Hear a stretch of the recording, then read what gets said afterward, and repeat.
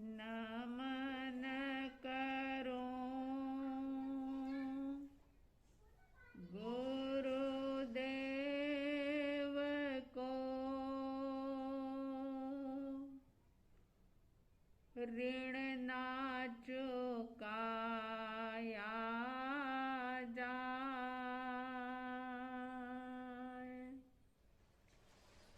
धर्म रतन ऐसो दियो, पाप निकट नहीं आए।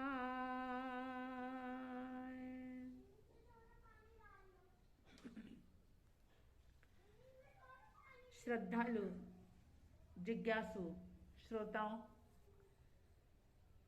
वैसे तो जीवन जीने के कई प्रकार हो सकते हैं, लेकिन अनुभवी जन मुख्य रूप से 3 प्रकार बताते हैं। धार्मिक दृष्टि से, अध्यात्म की दृष्टि से 3 प्रकार होते हैं जिसमें सारे ही जीव जीते हैं। कुछ लोग होते हैं जो अभाव में जीते हैं। अभाव में जीने का मतलब ये कि जो चीज, जो वस्तु, जो संयोग उनको नहीं मिले हैं, उनके पास नहीं है, उसी को पाने के लिए वे तरसते रहते हैं। मेरे पास ये नहीं, मेरे पास ये नहीं, मेरे पास वो नहीं, बस इसी सोच के साथ उनका समय व्यतीत होता चला जाता है। यानी हमेशा ही अभाव को लेकर के दुखी रहते हैं, परेशान रहते हैं। ऐसे लोग अभाव में जीते हैं। कुछ लोग होते हैं जो किसी के प्रभाव में जीते हैं। प्रभाव 2 प्रकार के हो सकते हैं। कुछ प्रभाव ऐसे होते हैं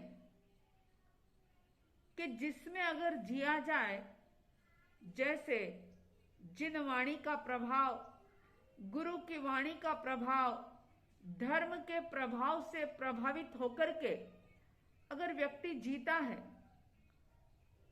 तो उसका जीवन प्रभाव में जीने वाला कहा जाता है। लेकिन ये प्रभाव भी अगर सही है, उसके लिए मोटिवेटर का काम कर रहे हैं, तो प्रभाव में जीना अच्छा है। अगर किसी के प्रभाव से व्यक्ति की मानसिकता बदलती है, उसका आत्मविश्वास घटता है, उसका धैर्य खत्म होता है, तो ऐसा प्रभाव व्यक्ति को दुखी कर देता है। तो कुछ लोग जो प्रभाव में जीते हैं और ज्ञानी जन, तीर्थंकर की चेतना, अध्यात्मवेत्ता, सद्गुरु, ये जो होते हैं वे स्वभाव में जीते हैं। स्वभाव यानी अपने ही भाव के अंदर, आत्म भाव के अंदर जीते हैं। और ये बात निश्चित है कि जब तक स्वभाव में जीना नहीं आया, तब तक व्यक्ति हर पल, हर क्षण खुशी और गम के झूले में झूलता रहेगा। कभी वो अभाव में जिएगा, कभी वो प्रभाव में जिएगा। जो नहीं है उसके लिए दुखी होगा, जो मिला है उसकी तरफ उसका ध्यान नहीं जाएगा। लेकिन अभाव में जीते हुए, रात दिन दुखी होते हुए वो अपना समय व्यतीत करेगा। ज्ञानीजन कहते हैं कि जो कुछ भी जीवन में प्राप्त होता है, अनुकूल संयोग या प्रतिकूल संयोग, जो भी मिलता है, सुख या दुख, उतार चढ़ाव जो भी जीवन में आते हैं, ये किसी के द्वारा दिए नहीं जाते। ये व्यक्ति के स्वयं के ही पुण्य और पाप का, यानी शुभ अशुभ कर्मों का उदय होता रहता है, और उसी शुभ अशुभ कर्मों के उदय से, यानी पुण्य और पाप के उदय से व्यक्ति हर पल प्रभावित होता रहता है। अनुभवियों ने एक बड़ी ही सुंदर बात कही। उन्होंने कहा कि पुण्य पाप फल माही, हरक बिलखो मत भाई। पुण्य पाप फल माही, हरक बिलखो मत भाई। यह पुद्गल पर जाय, उपज विन से थिर नाही। यह पुद्गल पर जाय, उपज विन से थिर नाही। बहुत बड़ा संदेश इन दो लाइनों के अंदर छुपा हुआ कि पुण्य पाप फल माही।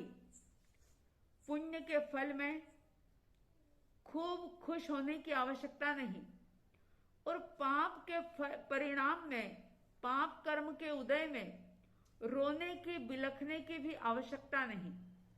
क्यों? क्योंकि ये पुद्गल पर जाए, ये आत्मा के विकार हैं, शाश्वत रहने वाले नहीं हैं। चाहे फिर अनुकूलता हो चाहे प्रतिकूलता हो, ये हमेशा स्थिर नहीं रहते।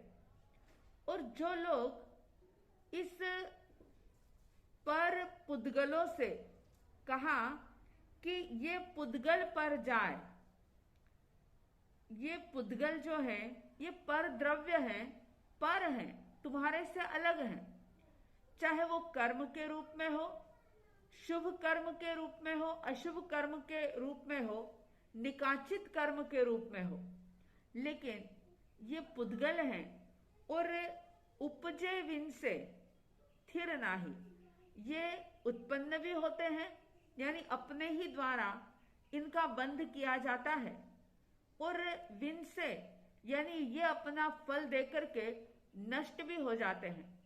और न केवल फल देकर के नष्ट होते हैं, कई बार हमारी विचारधारा से, हमारे परिणामों से ही इनके अंदर संक्रमण हो जाता है। ये घट भी सकते हैं, बढ़ भी सकते हैं। यानी कर्मों का जो गणित है, कर्मों की जो फिलॉसफी है, सचमुच बहुत गहरी है, और उसको समझ ले अगर इंसान, तो वह हमेशा ही प्रसन्नता से भरा पूरा रह सकता है। होता क्या है कि जब अनुकूल संयोग मिलते हैं, जब मन के अनुसार, इच्छा के अनुसार कोई भी कार्य होता है, वस्तुएं मिलती है, संयोग मिलता है, व्यक्ति मिलता है, वैसी परिस्थितियां निर्मित होती है जो हमारे मन के लिए अनुकूल होती है, तो हम प्रसन्न हो जाते हैं। अगर प्रतिकूल परिस्थिति आती है तो हम पीड़ित होते हैं, परेशान होते हैं। और ज्ञानी कह रहे हैं कि ये सारे पुद्गल पर जाए, ये उत्पन्न होते हैं, नष्ट होते हैं, ये स्थिर नहीं रहते। लेकिन इनके उत्पन्न और नष्ट होने के बीच का जो समय है, उत्पन्न होने के बाद और नष्ट होने के पहले का जो समय है, उससे व्यक्ति अत्यंत प्रभावित होकर के और ज्यादा कर्मों का बंधन करके अपनी प्रसन्नता को भी खो देता है। वह इस क्षण को, इस पल को नहीं जी पाता और इस प्रकार से जीवन व्यतीत कर देता है। जब पुण्य का उदय हो तब तो अच्छा लगता है, लेकिन पाप का उदय जब आता है तो व्यक्ति उससे बहुत ज्यादा प्रभावित हो जाता है।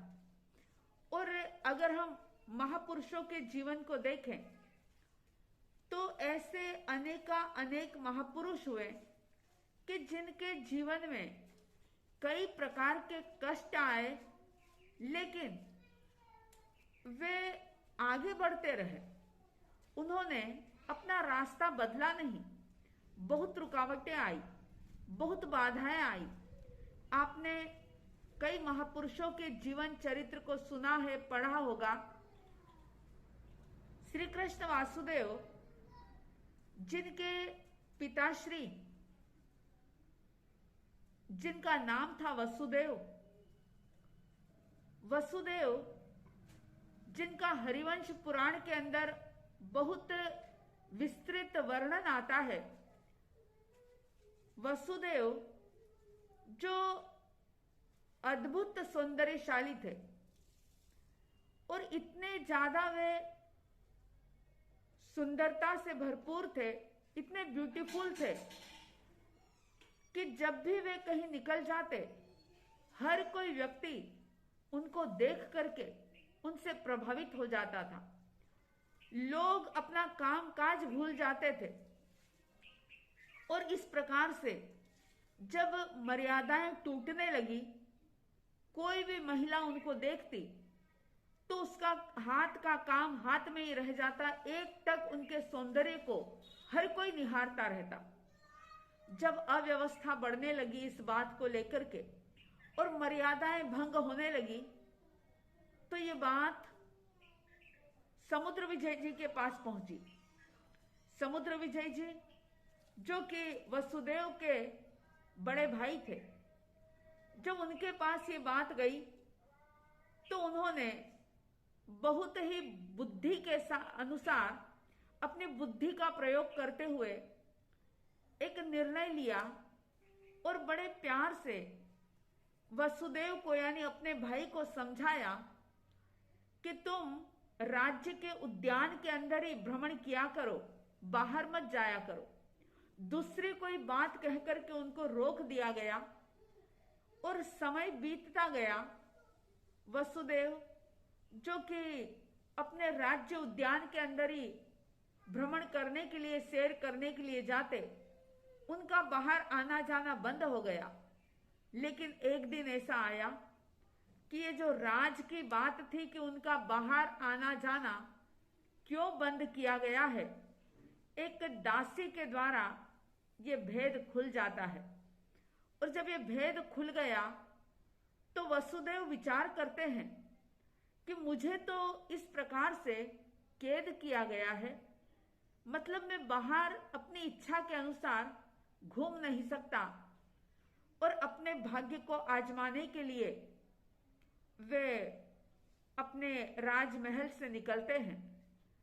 निकल करके शमशान के अंदर जाते हैं और उन्होंने देखा कि शमशान में एक शव का वस्त्र पड़ा हुआ था।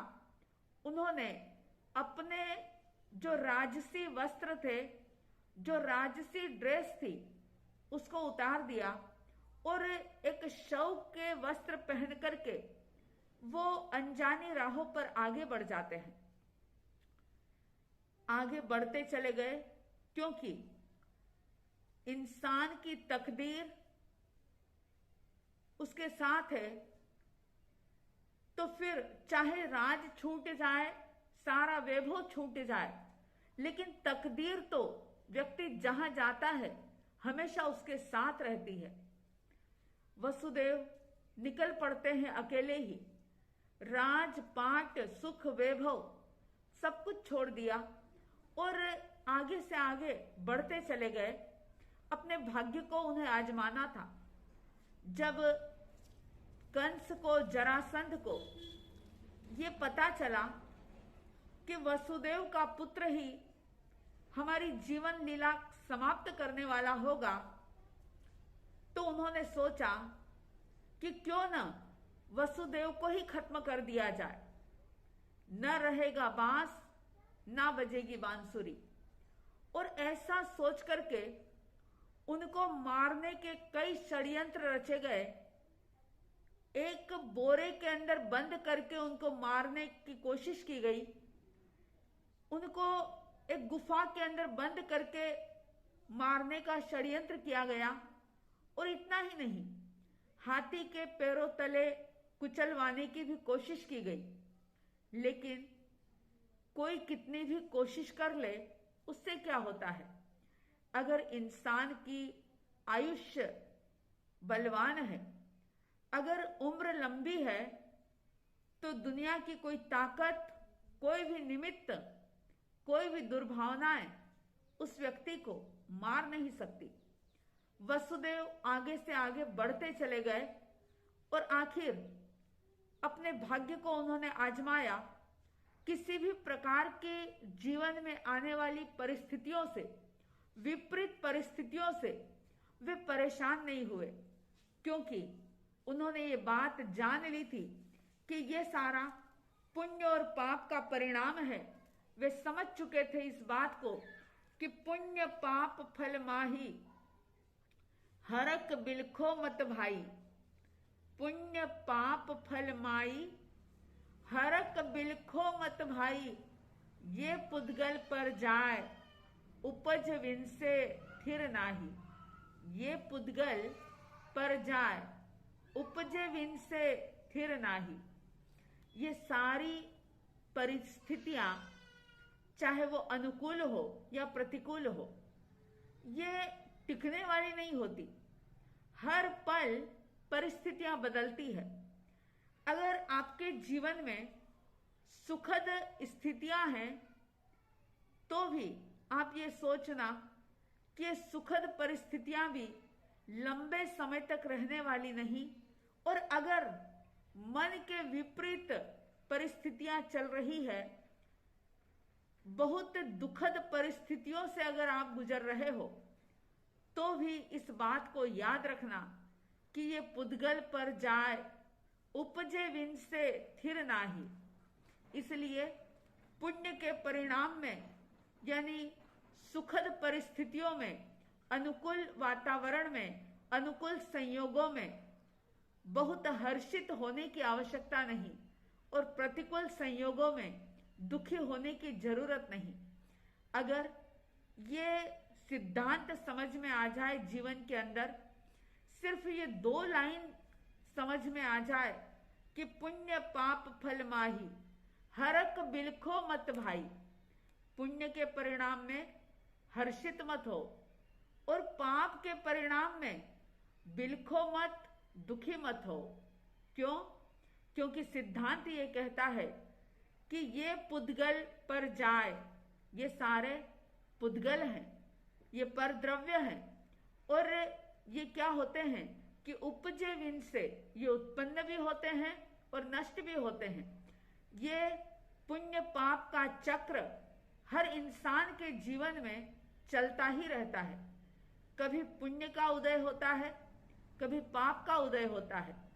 पुण्य पाप का चक्र काल चक्र की भांति हर इंसान के जीवन में चलता रहता है। लेकिन जो इन पुण्य पाप के परिणाम स्वरूप जो संयोग प्राप्त होते हैं, उनसे बहुत ज्यादा प्रभावित नहीं होते। उन परिस्थितियों का असर अपनी मन स्थिति पर जो लोग नहीं होने देते, सचमुच वे जीवन की जंग को जीत लेते हैं और एक जीवन का ऐसा उदाहरण प्रस्तुत कर देते हैं कि कई लोगों को उनके जीवन से प्रेरणा मिल जाती है। अनुकूल संयोगों के अंदर तो व्यक्ति हर्षित होता है, लेकिन बहुत दुखी होता है जब प्रतिकूल संयोग आते हैं। वसुदेव का उदाहरण, वसुदेव के जीवन की घटना हमें ये संदेश दे रही है कि हमारा मनोबल बढ़ाएं, हम अपनी मन स्थिति को बदलने की कोशिश करें। मन स्थिति जैसे ही बदलेगी कि परिस्थितियां अपने आप ही बदलती हुई नजर आएगी। आप सभी के भीतर में स्वभाव में जीने का भाव जागे और अगर आप प्रभावित होते हैं तो अच्छी बातों से प्रभावित हो, कम से कम अभावपूर्ण जीवन ना जिए, इस प्रकार से एक संकल्प करें और सिद्धांत के आधार पर समझ करके इस अनमोल जीवन को सफल करने की दिशा में आगे बढ़ें। ऐसी साध्वी द्वय की तरफ से हार्दिक हार्दिक शुभ मंगल भावनाओं के साथ जय प्रभु महावीर, जय गुरु आनंद।